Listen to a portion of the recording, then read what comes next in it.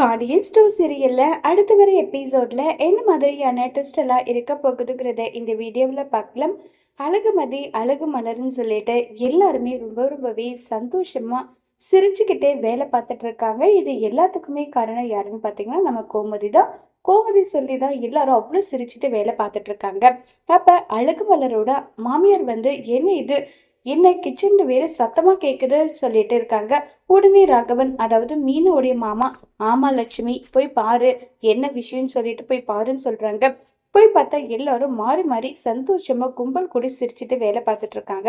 அப்போ உடனே கோமதி கிட்ட வந்து லக்ஷ்மி வந்து கேக்குறாங்க, என்ன இவ்வளோ சத்தமா வேலை பார்த்துட்டு இருக்கீங்க, ஆமா நீங்க இங்க என்ன பண்ணிட்டு இருக்கீங்கன்னு சொல்லி கேக்குறாங்க.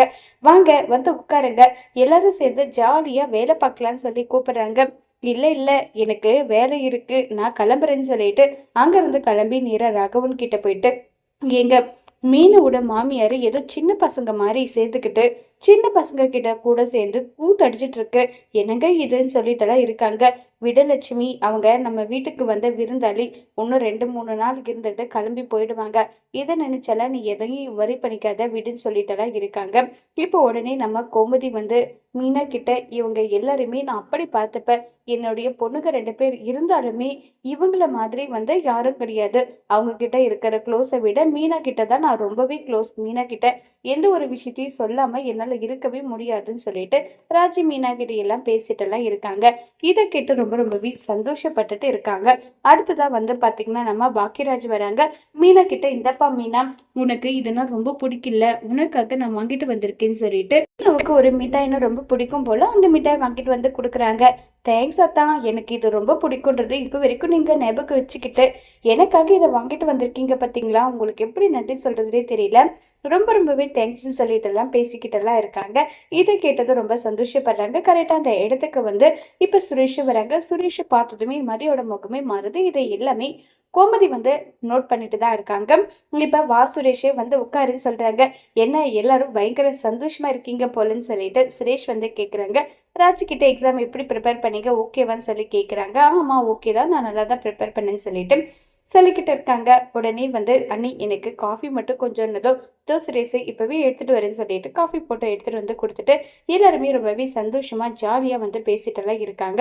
அப்ப வந்து ராக வந்து மாப்பிள்ள மாப்பிள்ள வந்துட்டீங்களா மாப்பிள்ளன்ற மாதிரி பேசினதும் உடனே கோமதி, எனக்கு ஒரு விஷயம் கேட்கணும், மாப்பிள்ளைன்னு சொல்லிட்டு காலையில இருந்து புராணமா படிச்சுட்டு இருக்காங்களே, அவர் எப்படி இருப்பாரு, என்ன மாதிரி இருப்பாருன்னு சொல்லி கேட்க, ஒருவேளை நிறைய குண்டா இருப்பாரோ, ஒருவேளை 10 அடி அலங்க கூட வருவாங்களோ நல்லா சொல்லிட்டு கோமதி கேட்டுட்டு இருக்காங்க.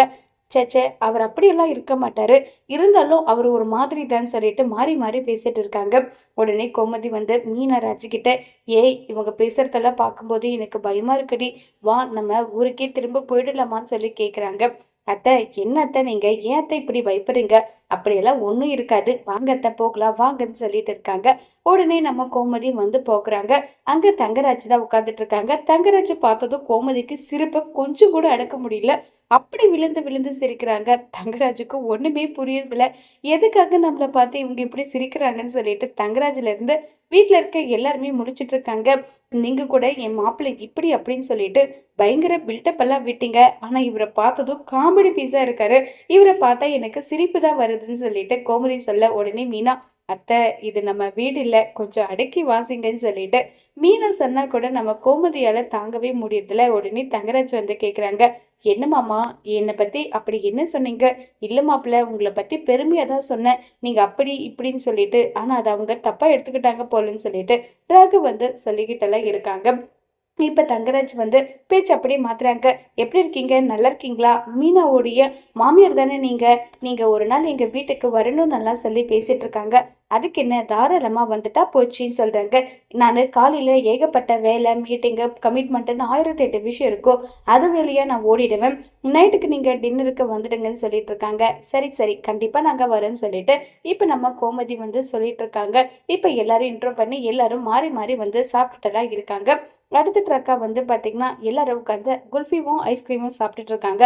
அப்ப நம்ம கோமதி வந்து, நீங்க பில்டப் விட்டதுக்கு உங்க வீட்டு மாப்பிள்ளை வேற மாதிரி இருப்பாருன்னு நினைச்சிட்டு இருந்தேன். ஆனா காமெடி பீஸா இல்ல இருக்காங்கன்னு சொல்லிட்டுலாம் இருக்காங்க. உடனே மதி, அப்படி மட்டும் நினைக்காதீங்க. அவர் வந்து ஒரு மாதிரியான ஆளு தான். அதை எப்படி சொல்றதுன்னு தெரியல உங்ககிட்ட. அது வந்து வேற மாதிரியான ஆளு அப்படின்ற மாதிரி சொல்லிடுறாங்க. ஓஹோ! அப்படியான்னு சொல்லிட்டு, இப்ப நம்ம கோமதி வந்து பேசிட்டு இருக்காங்க. எங்க வீட்லயும் தான் மாப்பிள்ளை இருக்காங்க. ஆனா இந்த மாதிரி எல்லாம் கிடையாது. அவர்கிட்ட நாங்க எப்படி நடந்துப்போம் தெரியுமான்னு சொல்லிட்டு கோமதி பேச, அத்தை போதும் அத்தை, வாங்க அத்தை தூங்கலன்னு சொல்லிட்டு போறாங்க. இப்ப நம்ம கோமதிக்கு சுத்தமா தூக்கமே வருதுல. ஏண்டி மீனா தூங்கிட்டியா? ராஜி தூங்கிட்டியான்னு சொல்லிட்டு அவங்க 2 பேரையுமே எழுப்புறாங்க. என்னத்த உங்களுக்கு தூக்கம் வரலையான்னு சொல்லிட்டு கேக்குறாங்க. ஆமாண்டி, நம்ம ஊர்லயாவது பகல் முழுக்க வெக்கையா இருக்கும். நைட்ல ஓரளவுக்கு சில்னஸா இருக்கும். ஆனா பகல்லையும் இங்க வெக்கையா இருக்கு, நைட்லயும் வெக்கையா இருக்கு. எப்படிடி இங்க இருக்கவங்க எல்லாம் இருக்காங்க? எனக்கு சுத்தமா தூக்கமே வரல. வாடி நம்ம போயிட்டு ஹால்ல படுக்கலான்றாங்க. அத்தை ஹால்ல படுத்தா தப்பாயிடும். அத்தை வேணும்னா கொஞ்ச நேரம் கதை பேசிட்டு இங்க உட்காந்துட்டு இருக்கலாம்னு சொல்லிட்டு ஹால்ல உட்காந்துட்டு இருக்காங்க. எவ்வளவுக்கு எவ்வளவு இங்கேயே பரவாயில்லைன்னு சொல்லிட்டு பேசிட்டு இருக்கும்போது கரெக்டா அங்க மலர் வராங்க. என்ன தூங்கலையா? இங்க என்ன பண்ணிட்டு இருக்கீங்கன்னு சொல்லி கேக்குறாங்க. இல்ல இல்ல, ரூம்ல ரொம்பவே குலுக்கமா இருக்கா. அவ்வளவுதான், கொஞ்ச நேரம் பேசிட்டு அப்படியே நாங்க போயிட்டு தூங்கிடுவோன்றாங்க. அது உங்களுக்கு ட்ரெஸ் சேஞ்ச் பண்ணிக்கவும் உங்க லக்கேஜ் வைக்கிறதுக்கு தான் நாங்க ரெடி பண்ணோம். அந்த வீடுல அந்த ரூம் வந்து எப்பவுமே கொஞ்சம் குலுக்கமா தான் இருக்கும். நீங்க வேணும்னா எங்க ரூம்ல படுத்துக்கோங்க வாங்கன்றாங்க. இல்ல இல்ல, எங்களுக்கு ஹாலே ஓகே தான், ஹாலே நல்லா இருக்கு. என்ன சொல்றீங்க? ஹால் எல்லாம் படுக்கவே முடியாது. நீங்க வாங்க வாங்கன்னு சொல்லிட்டு இப்ப மலர் வந்து சொல்ல, உடனே பாக்கியராஜும் சுரேஷும் வந்துடுறாங்க. சுரேஷ் வந்ததுமே, எதுக்காக நீங்க அங்க இங்கன்னு படுத்துக்கணும்? நானும் பாக்கியராஜாவும் வந்து வெளியே ஹால்ல படுத்துக்கிறோம். 2 பேரை மாறி அங்க படுத்துக்கோங்கன்னு சொல்லிட்டு எல்லாம் சொல்றாங்க. உடனே சரி சரி, உங்க தூக்கத்தையும் கெடுத்துட்டோம். அப்படியெல்லாம் ஒன்றும் இல்லைங்க. அதெல்லாம் எந்த பிரச்சனையும் கிடையாதுன்னு சொல்லிட்டு இப்ப நம்ம மதி கிட்ட வந்து, ஏமா உன்கிட்ட ஒரு முக்கியமான விஷயம் பேசணும்னு சொல்லிட்டு சுரேஷ் மதி 2 பேரையுமே வர வைக்கிறாங்க.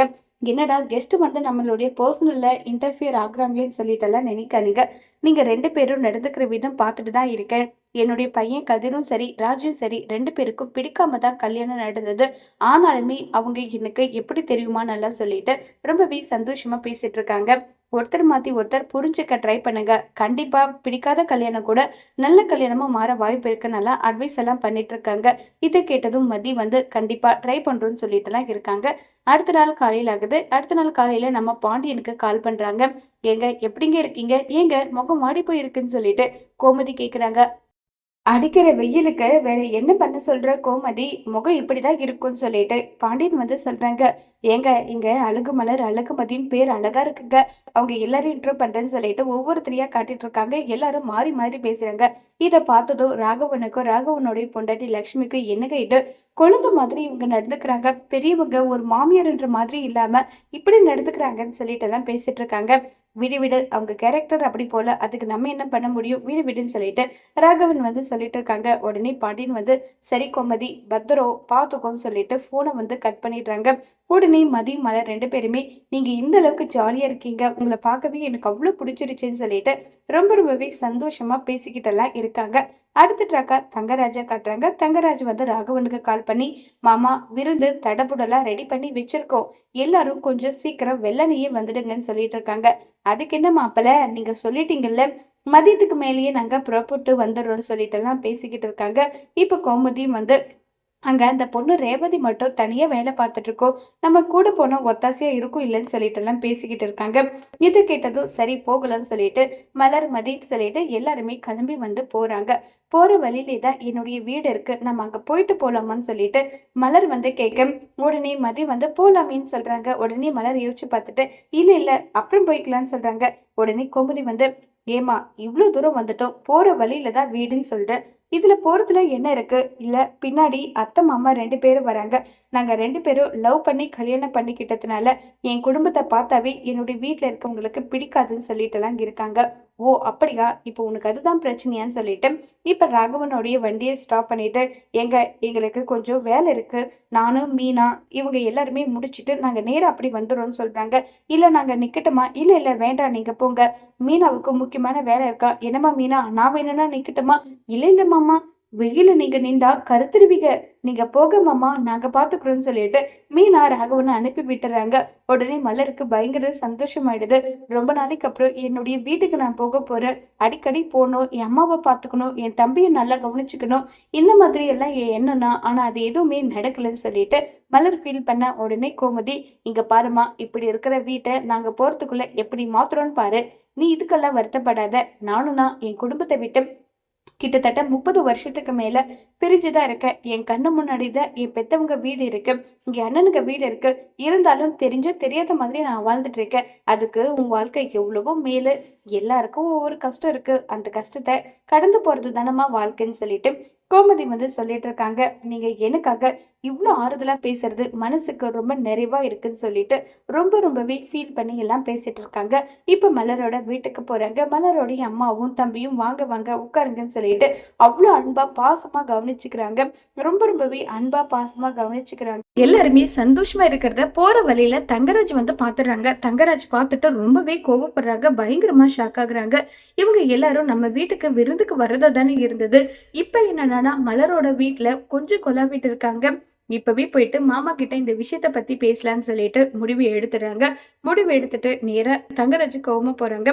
உடனே தங்கராஜ் பார்த்தும் பார்க்காத மாதிரியே ராகவனை பார்க்க, உடனே ராகவன் மாப்பிள்ள மாப்பிள்ள எப்படி இருக்கீங்கன்னு சொல்லி கேக்குறாங்க.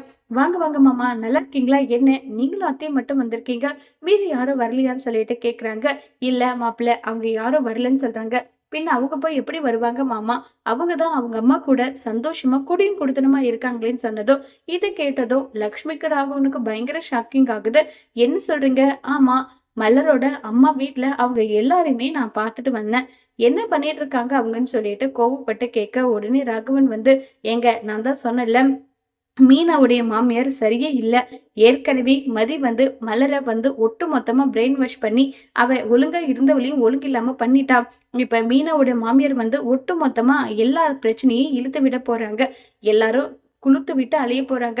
என்னதான் பண்றதோ தெரியலன்னு சொல்லிட்டு எல்லாம் இருக்காங்க. உடனே ராகவன் மாப்பிள்ள, இது என்னுடைய சின்ன ரிக்வெஸ்டா எடுத்துக்கோங்க.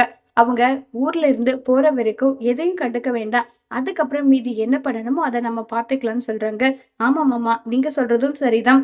ஊர்ல இருக்கவங்க முன்னாடி இவங்களை எந்த கேள்வியும் கேட்க கூடாது, பாத்துக்கலாம்னு சொல்லிட்டு அங்கிருந்து தங்கராஜ் கிளம்பி போறாங்க. இப்ப வீட்டுக்கு எல்லாருமே வராங்க. உடனே லக்ஷ்மி மலரை பார்த்து முறைக்க, உடனே மலர் மதிக்கிட்ட, என்ன நம்ம அம்மா வீட்டுக்கு போய் வந்த விஷயம் அத்தைக்கு தெரிஞ்சிருச்சா? அதனாலதான் இப்படி முறைக்கிறாங்களான்னு சொல்லி கேக்குறாங்க. இல்லைன்னா மட்டும் அவங்க சிரிச்சுட்டு பாத்துருவாங்களா? அவங்க பார்வையே அப்படிதான். இதுக்கெல்லாம் வருத்தப்படாதீங்க. நம்ம ஜாலியா என்ஜாய் பண்ண வந்திருக்கோம். நீங்க இன்னைக்கு ஒரு நாள் வேலை இல்லாம ரெஸ்ட் எடுக்காம தப்பிச்சுங்க, அதை நினைச்சு சந்தோஷப்படுங்க. பாவம், நம்மளால ரேவதிக்கு தானே வேலை அதிகம்னு சொல்றாங்க. சரி சரி, ரேவதி என்ன பண்ணிட்டு இருக்கோ பாக்கலாம் போலாம் வாங்கன்னு சொல்லும்போது மலரோட கையை பிடிச்சி லக்ஷ்மி இழுத்துட்டு என்ன உன் அம்மா வீட்டுல போய் கூத்தடிச்சிட்டு வரீங்களா? அந்த கோமதி கூட சேர்ந்து நீ போட அது ஆட்டம் போட்டுட்டு இல்ல, அவ எத்தனை நாளைக்கு இங்க இருப்பான்னு பாக்குறேன். முதல்ல அவ போகட்டும், அதுக்கப்புறம் இருக்குடி உனக்கு கச்சேரின்னு சொல்லிட்டு மலரை மிரட்டிட்டு இருக்காங்க. இதை நினைச்சு ரொம்பவே கோவத்திலையும் வருத்தத்திலையும் இருக்காங்க மலரு. இப்ப கோமதி இது எல்லாமே கேட்டுறாங்க. இப்ப கோமதி பிரச்சனையை சரி பண்றேன்னு சொல்லிட்டு திரும்ப எந்த பிரச்சனையிலையாவது கோமதி மாட்டிப்பாங்களா? அதை எப்படி நம்ம பாண்டியன் தடுக்க போறாங்கிறத வரப்போற எபிசோட்ல வெயிட் பண்ணி பார்க்கலாம். தேங்க்யூ.